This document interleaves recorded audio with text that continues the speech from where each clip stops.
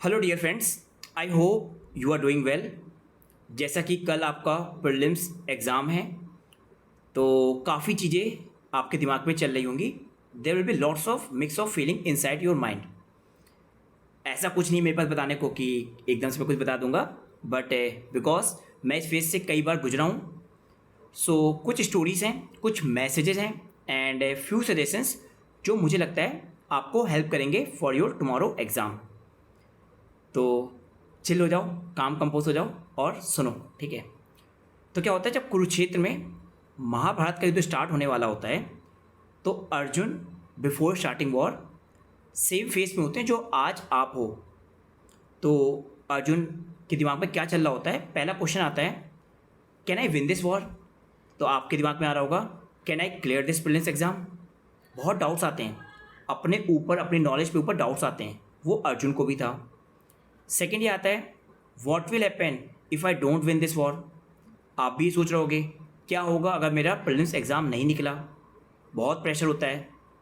फिर तीसरा क्वेश्चन आता है, बहुत सारी फीलिंग्स ना अप्स एंड डाउन्स आ रही होती हैं। एकदम से कॉन्फिडेंस आता है, होप आती है, फिर एकदम से नर्वसनेस, एंजाइटी आती है। वही चीज़ अर्जुन के साथ थी, वही चीज़ आपके साथ भी हो रही है।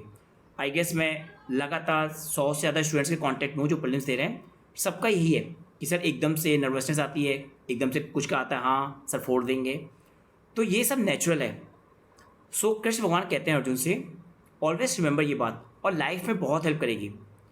Karma is in your hand, फल आपके हाथ में नहीं है, कर्म ही आपके हाथ में है। ज़्यादा क्या होने वाला है वो तुम्हें कुछ नहीं पता। और मेरी भी एक फेवरेट लाइन है, that is always focus on controllable aspect of your life. जिन चीज़ों को आप कंट्रोल कर सकते हो, आपको उन्हीं पे फोकस करना होता है। You should not think of uncontrollable aspect.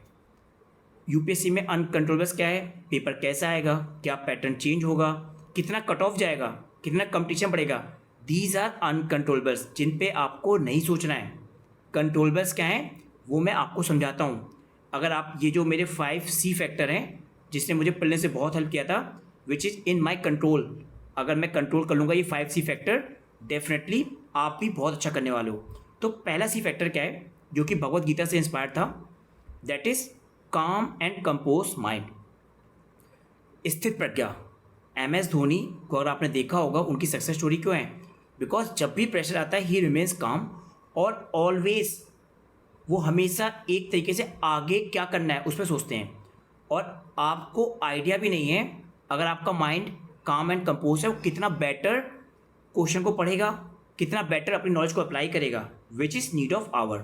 तो just calm and compose, have believe in yourself. Second important C factor, that is you should have a clarity of strategy. आपकी स्ट्रेटजी कल की बिल्कुल crystal clear होनी चाहिए। एक example देता हूँ, माइकल फिलिप्स आपने सुना होगा, जिनके 4 ओलंपिक में अराउंड 28 मेडल्स हैं ओलंपिक में। तो माइकल फिलिप्स का बचपन से सपना था गोल्ड मेडल जीतने का। अब वो गोल्ड मेडल जीत जाते हैं पहला, पर उनकी स्ट्रेटजी में क्या था? सेलिब्रेशन नहीं था, नेक्स्ट रेस का टारगेट था कि नेक्स्ट रेस कैसे मैं स्विम करने वाला हूँ। आपके साथ भी ये बहुत इंपॉर्टेंट है कि आपकी स्ट्रेटजी में जो क्वेश्चन होते जाए भूलते जाओ, अगले क्वेश्चन पे पूरा ध्यान लगाना है। GS का पेपर हो जाए, बिल्कुल भूल जाओ। Target on CSET, clear? CSET में पैराग्राफ अच्छा हो जाए, target on math and reasoning. अगर आपका GS में चीज़ें अच्छी जा रही हैं, calm compose, target on next question, have a clear cut strategy. This is very very important for tomorrow. तीसरा C फैक्टर है, दैट इज कैलकुलेटिव रिस्क लेना है। जैसे कि कहावत है, higher the risk higher the gain, no risk no gain. So you must have a attitude of taking calculative risk. होगा क्या, आपको 30-35 क्वेश्चन आएंगे और बहुत सारों को तो आपको 25 ही आने वाले हैं। ये रियलिटी है इस एग्ज़ाम की। तो आपको अटेम्प्ट कितने करने? 90+। कहाँ से? कैलकुलेटिव रिस्क, जिसके मैंने आपको सॉल्वेबल अप्रोच बताई है। 20 पॉइंट्स मैंने ग्रुप पे शेयर करें हैं, आप उस पॉइंट्स को देखना, कहीं ना कहीं आपको 20-25 क्वेश्चन मिल जाएंगे। वहाँ से रिस्क लो। कई बार आपको किसी क्वेश्चन पे ज़्यादा टाइम नहीं देना है, आप रिस्क लेके आगे बढ़ते जाओ। रिस्क लेनी है, that is very very important for your prelims exam. चौथा C factor, that is common sense. As you know, UPSC is not a game of knowledge, it is more about wisdom. जहाँ पे UPSC में question जो होते हैं वो application आते हैं, एप्लीकेशन ऑफ नॉलेज बेस आते हैं। और वही बात एरिस्टोटल भी बोलते हैं कि आपके पास प्रैक्टिकल विजडम ज़्यादा इंपॉर्टेंट है compare to knowledge and all. तो have that common sense, because अगर आपके पास कॉमन सेंस है, हर साल 15-17 क्वेश्चन, इवन अराउंड 20 क्वेश्चन आपके कॉमन सेंस से होते हैं, and UPSC frame question in that way. Clear, हर साल ऐसे क्वेश्चन आते हैं। So always remember common sense बहुत बहुत इंपॉर्टेंट है। एंड पांचवा C factor that is confidence और एक inner believe in your self. अगर आपको कॉन्फिडेंस है तभी आप बेटर रिस्क लोगे, तभी आप बेटर इंटेलिजेंस गेसिंग लोगे। एंड इसका अपोजिट क्या होता है, if you are in doubt you will be out. So आपको कॉन्फिडेंट रहना है। इट इज़ मतलब ये आपके लिए ऑप्शन नहीं है, इट इज़ मस्ट। आपको कॉन्फिडेंस रहना है चाहे कुछ भी हो जाए। Have that lethal attitude of lion कि कल जाके मैं यूपीएससी को निकालूंगा। Clear, you must have that confidence. उससे आपका बहुत अच्छा माइंड लगता है। क्लियर, और फिर मैं एक ही चीज़ बोलूँगा, दैट इज आप 5 सी फैक्टर्स समझ में आ गए। काम compose mind, have a clear cut strategy, calculative risk लेना है, कॉमन सेंस होना है एंड कॉन्फिडेंस होना है। और रिमेंबर मेरी एक बात याद, ठीक है, ये exam it just a one battle for your dignity of life, it is not about the life. Clear, so ज़्यादा प्रेशर नहीं लेना है कि नहीं होगा। स्पेसिफिकली जो गर्ल्स हैं, don't take pressure, it just take it as a battle for your dignity of life. और इतना फ्री रहोगे तो डेफिनेटली आप परफॉर्म बेटर करते हो। उसके साथ साथ ऑलवेज कीप इन माइंड, ये चीज़ आपको ध्यान रखनी है कि इस एग्ज़ाम में नॉलेज नहीं होती, नॉलेज के बाद का गेम है। Okay, so have that level of hope. कभी कभी क्या होता है, आपका होप होती है, कभी फियर होता है। ऑलवेज हैव दैट होप कि मैंने स्टैटिक पढ़ा है, मैंने रिवीजन किया है, मैंने करंट अफेयर पढ़ा है, मैंने मॉक्स दिए हैं और मैंने previous year question analysis PS sir के साथ करी है। तो आपका प्रीलिम्स निकलना ही है।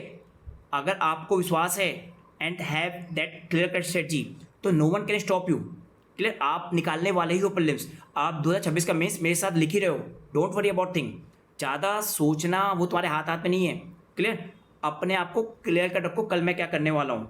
And talk to positive people, ठीक है, जो आपको एक लेवल ऑफ सेटिस्फेक्शन दे, एक पॉजिटिविटी लाइन। उन चीज़ों को ध्यान रखोगे तो आप आराम से इस बैटल को हैंडल कर लोगे। अभी इसके बाद बहुत बड़े बैटल्स हैं। क्लियर, वो मेंस के 10 दिन का रिग्रेस है ना, हार्ड वर्क। तो आपको अभी अपने आप को सिर्फ रेडी करना है। And irrespective of the result, ठीक है, आपका रिजल्ट कुछ भी हो, आफ्टर 24 मैं 24/7 अवेलेबल हूँ फॉर ऑल ऑफ यू। आपका जो भी प्लान है फ्यूचर का, irrespective of the prelims exam, I am with you. आपको मेंस करना है 26 का, आई एम रेडी। आपको अदर एग्जाम पे जाना है, आई एम रेडी। आपका जो भी प्लान बनाना है 2027 XYZ, just feel free, I am with you. क्योंकि ये रेस ही ऐसी है, it is not about winning all the better, it is winning the war. War क्या है, to get the selection. So have that patience, okay, उससे आप बहुत बेटर करने वाले हो। बाकी मेरी तरफ से best wishes, all the best. And just have little bit of prayer to God, क्योंकि जो मेरा चैनल है दैट इज़ प्रेयर्स IAS, वहाँ पे ऑब्जेक्टिव है कि आई बिलीव पर्सनली कि जो प्रेयर्स होती हैं that brings X factor in your success. तो I hope have that prayer blessing from your parents. और बिल्कुल चिल रहना, बहुत अच्छा होगा। और यू आर राइटिंग मीन्स अपने आप से बोलो। एंड मेरी बेस्ट विशेस, मेरी टीम की best wishes for all of you. And just do your best and always you are writing means best wishes, all the best, God bless you all. ठीक है, thank you.